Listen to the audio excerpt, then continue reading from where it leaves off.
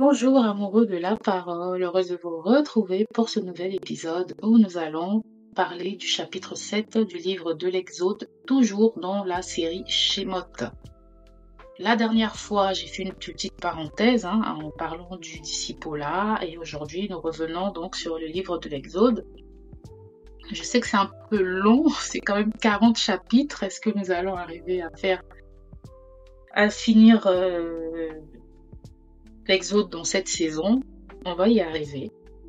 Et donc la dernière fois, nous avions vu au chapitre 6 et nous nous étions arrêtés à Moïse qui faisait une objection. Donc j'avais parlé de cela brièvement au chapitre 6 des versets 28 à 30, nous disons, lorsque l'Éternel parla à Moïse dans le pays d'Égypte, l'Éternel dit à Moïse, je suis l'Éternel, dis à Pharaon, roi d'Égypte, tout ce que je te dis. Et Moïse répondit, en présence de l'Éternel, voici, je n'ai pas la parole facile, comment Pharaon m'écouterait-il? C'est comme ça que le chapitre 6 s'achève. Et dès le début du chapitre 7, nous voyons Moïse et Aaron se tenir devant Pharaon selon l'ordre de Dieu. Puisque, au premier verset, Dieu dit, vois, je te fais Dieu pour Pharaon et Aaron, ton frère, sera ton prophète. Et cette déclaration nous montre simplement que Dieu confirme l'autorité qu'il a déléguée à Moïse et à Aaron, qui sont appelés à être ses instruments face à Pharaon. Tout simplement. Et Dieu continue et lui dit, toi tu diras tout ce que je t'ordonnerai, et Aaron, ton frère, parlera à Pharaon pour qu'il laisse aller les enfants d'Israël hors de son pays. Donc, je vous encourage à aller lire, bien sûr, ce chapitre. Et lorsqu'on va faire un bond dans les versets 9 à 10, voilà, on voit Moïse et Aaron qui obéissent, bien sûr, à Dieu. Dieu va leur demander de jeter un bâton devant Pharaon et ce bâton va se transformer en serpent. C'est une scène assez connue, même pour des personnes non chrétiennes, puisqu'on le retrouve dans différents films et dessins animés. Mais Pharaon va rester incrédule, puisque ses magiciens vont reproduire ce même signe. On lit au verset 11, mais Pharaon appela des sages et des enchanteurs, et les magiciens d'Égypte, eux aussi, en firent autant par leurs enchantements. Ils jetèrent tous leurs verges, et elles devinrent des serpents, et la verge d'Aaron engloutit leurs verges. Le cœur de Pharaon s'endurcit, et il n'écouta point Moïse et Aaron selon ce que l'Éternel avait dit. Donc, l'endurcissement de Pharaon, dans ce chapitre 7, c'est vraiment le début d'une série d'événements qui vont faire que le cœur de Pharaon va s'endurcir de plus en plus. Donc, si vous m'écoutez pour la première fois, je suis Luis du blog ilétécrit.com et je vous embarque aujourd'hui dans le chapitre 7 d'Exode, l'obéissance à l'autorité de Dieu contre l'incrédulité ou l'endurcissement du cœur humain. Donc, qu'est-ce que nous enseigne ce passage, en tout cas le chapitre 7 d'Exode, nous enseigne une leçon précieuse sur l'obéissance. Comme Moïse et Aaron, nous devons suivre des instructions de Dieu, même si le monde autour de nous paraît insensible ou hostile à la vérité de Dieu. Dans Jean 14,15, il est écrit « Si vous m'aimez, gardez mes commandements ». Et en tant que chrétien, notre appel est de marcher dans l'obéissance, sachant que la victoire appartient à Dieu. Et on l'a vu que Moïse avait des appréhensions. On l'a vu dès le début, Moïse avait peur parce qu'il pensait aller avec ses propres forces et Dieu l'a rassuré. Et là, vous voyez dans ce chapitre, Dieu lui dit « Je te ferai Dieu devant Pharaon pour dire que je te délègue en fait mon autorité. Tu n'iras pas tout seul, tu iras avec mon autorité. » Et l'incrédulité, ne doit pas nous décourager. que ce soit notre propre incrédulité ou l'incrédulité des personnes en face de nous, parce que le plan de Dieu se déploie à son propre rythme. Donc, dans ce premier chapitre, après comment on va dire, la scène de la verge changée en serpent, on passe aux 10 plaies d'Égypte. D'accord? Et on va commencer par la première plaie qui est l'eau changée. Donc le chapitre 7, il marque le début des plaies envoyées sur l'Égypte. Et le premier signe majeur, c'est la transformation des eaux du Nil en sang, des versets 17 à 21. L'Éternel dit à Moïse, Pharaon a le cœur endurci, il refuse de laisser aller le peuple, va vers Pharaon dès le matin, il sortira pour aller près de l'eau et tu te présenteras devant lui au bord du fleuve. Tu prendras à ta main la verge qui a été changée en serpent et tu diras à Pharaon, l'Éternel, le Dieu des Hébreux, m'a envoyé auprès de toi pour te dire, laisse aller mon peuple afin qu'il me serve dans le désert. Et voici jusqu'à présent tu n'as point écouté, ainsi parle l'Éternel. À ceci tu connaîtras que je suis l'Éternel, je vais frapper les eaux du fleuve avec la verge qui est dans ma main, et elles seront changées en sang, etc., etc.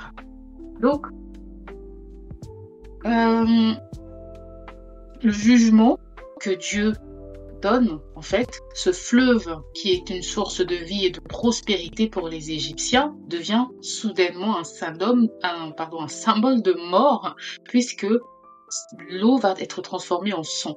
Et c'est une attaque directe contre les faux dieux d'Égypte, notamment contre Hapi, qui est le dieu du Nil. Donc, dans toute la Bible, nous voyons Dieu envoyer des avertissements à travers des jugements, et c'est un thème récurrent.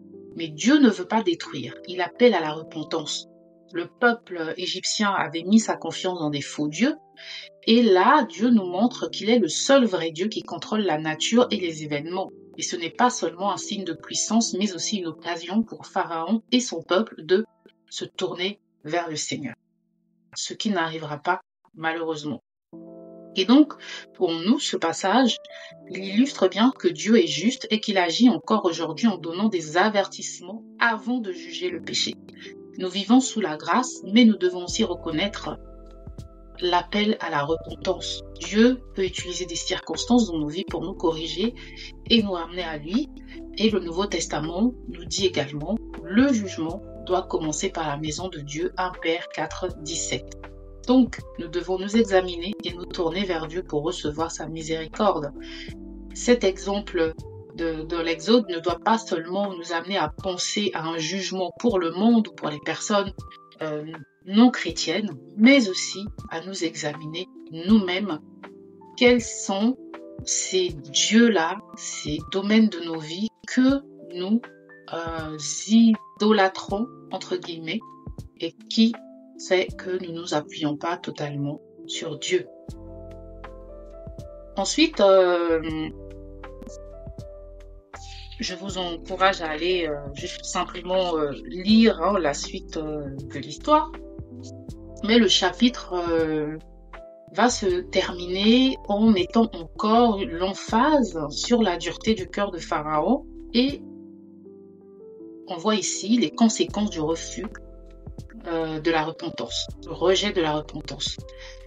Après avoir vu la puissance de Dieu à travers la transformation du Nil, Pharaon refuse toujours de libérer le peuple d'Israël. Et sa persistance dans le péché, c'est un modèle de l'endurcissement du cœur que la Bible dénonce à plusieurs reprises. Hébreux 3,13 nous dit « Prenez garde, frères, que quelqu'un de vous n'ait un cœur mauvais et incrédule au point de se détourner du Dieu vivant. » Hébreux 3,13. Le refus de Pharaon de répondre aux signes et aux avertissements de Dieu, nous rappelle que lorsque nous fermons notre cœur à Dieu, nous devenons de plus en plus insensibles à sa voix.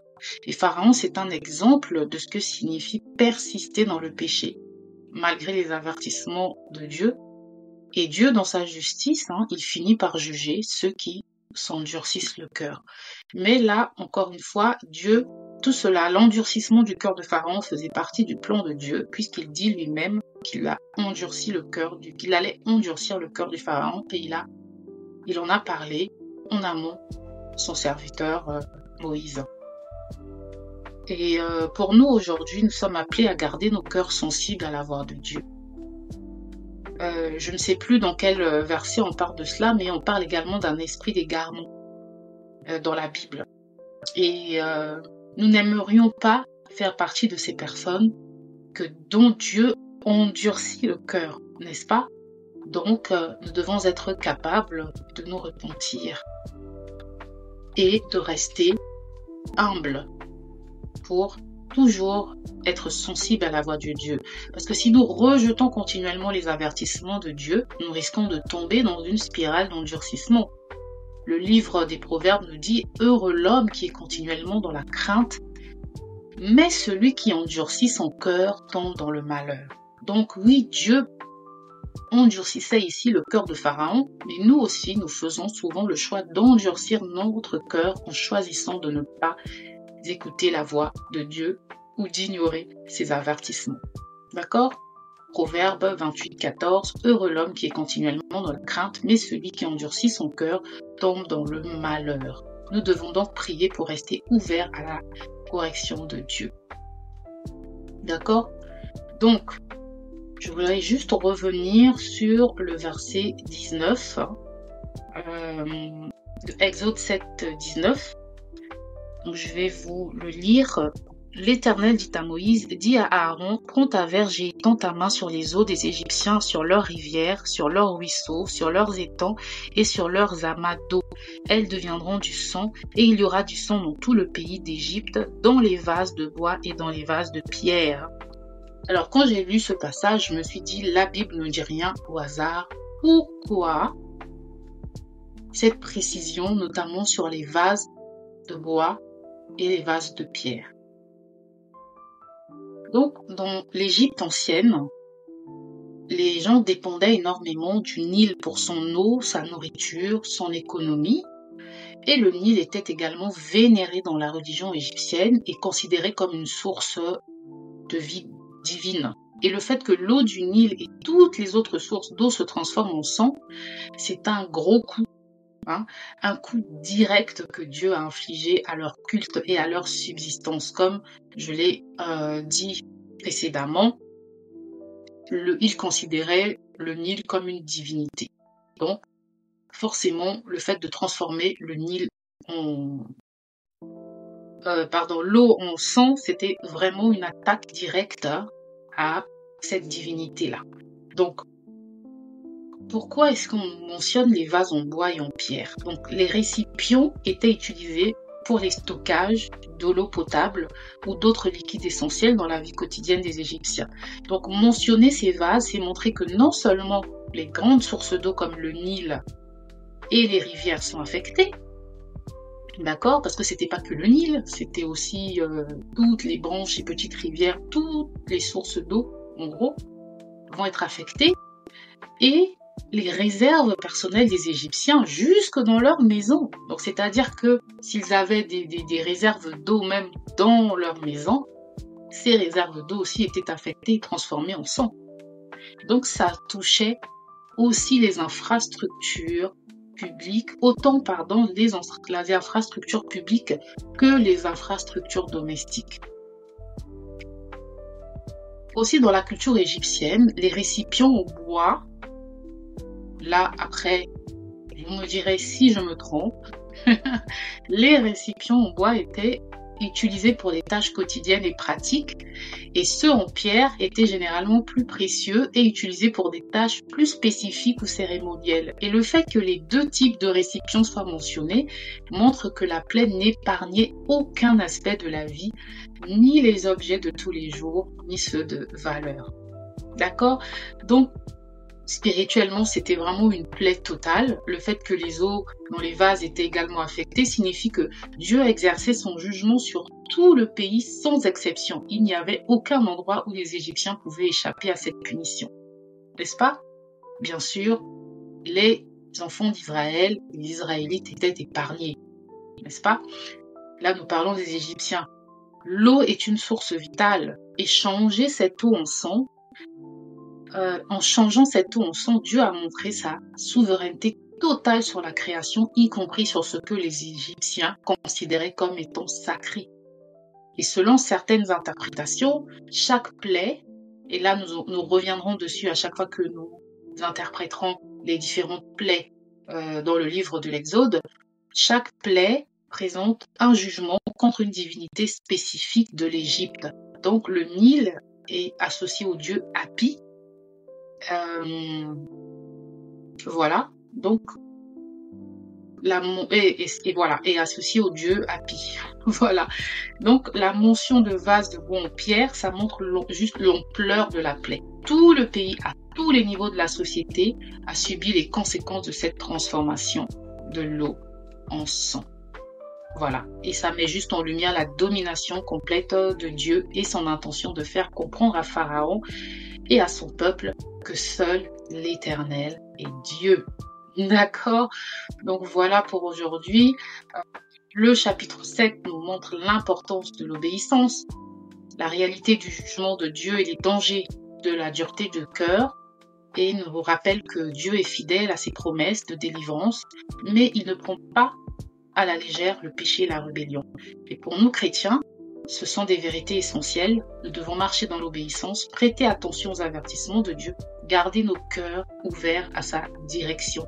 Donc, bien sûr, on voit ici un personnage tel que Pharaon qui ne connaît pas Dieu et qui endurcit son cœur, mais beaucoup de personnes, même après avoir vu tout ce que Dieu a pu faire dans leur vie, même après avoir vécu beaucoup avec Dieu, peuvent aussi tomber dans ce même piège et finir par endurcir leur cœur. Que Dieu vous bénisse. Si ce message vous a édifié, n'hésitez pas à liker, partager, pas moi, mais la parole. Ciao!